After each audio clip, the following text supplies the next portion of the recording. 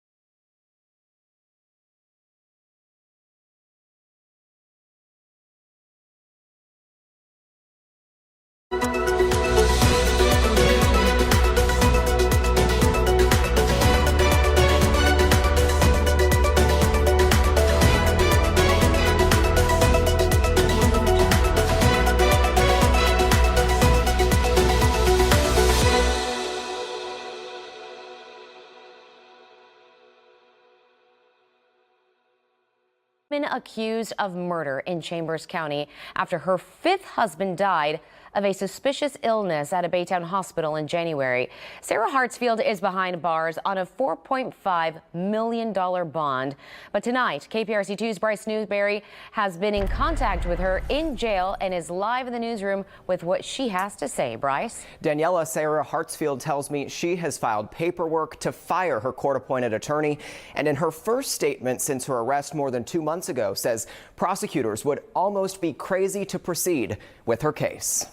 Using this kiosk inside her all-women Chambers County jail cell, Sarah Hartsfield is writing her first public words since her February arrest. I'm looking forward to going home, even though going home means that I have to really begin my life without Joe, who would have been appalled at his family's behavior at the hospital, but absolutely horrified at the hate campaign they enlisted against his wife to do what they have, all because they couldn't handle Joe choosing his wife and marriage over them. A grand jury indicted Sarah for murder after her husband of 11 months, Joseph Hartsfield, died at this Baytown hospital. The medical examiner's office ruled the cause complications of toxic effects of insulin. The manner, which could include homicide, suicide, or natural causes, was left undetermined. With the ME's findings, the burden of proof for the DA just shifted significantly. They'd almost be crazy to proceed.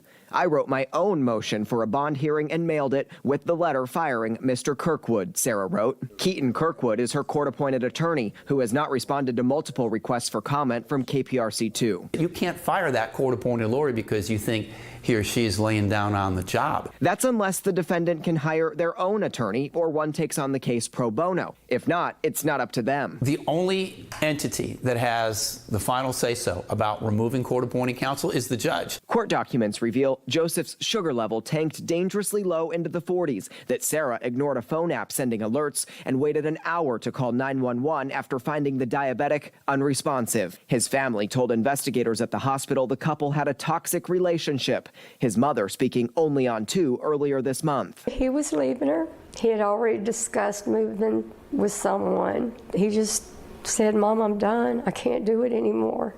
If I stay, she's going to drive me crazy." They were repeatedly divisive, intrusive, and didn't want to be a part of our life. They wanted to drag Joe back to a life he voluntarily left. While their pain is relevant, I lost my husband that I loved dearly. They ensured I suffered alone every step of the way, no matter how many olive branches were extended to them. She remains in jail on a $4.5 million bond, which our legal analyst calls excessive. There's no limit to the number of times you can go before a judge and ask that your bond be reduced. Sarah calls the lies and accusations hearsay, writing, "It's about time I quit being vilified by his family and by the public. I never deserved how I was treated, and Joe, our relationship, our marriage, our story ended way too soon, and not by any wrongdoing."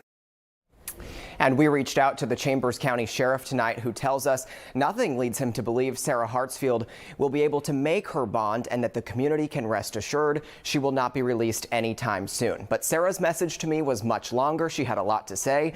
You can read it in full with all of our coverage on this case at click2houston.com. Live in the newsroom tonight, I'm Bryce Newberry, KPRC2 News.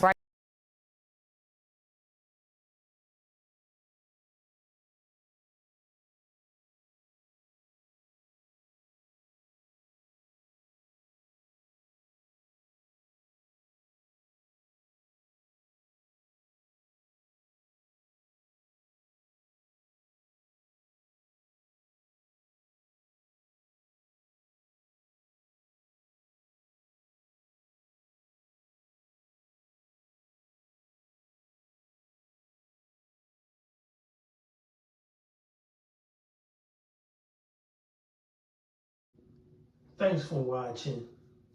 We appreciate you. Please subscribe.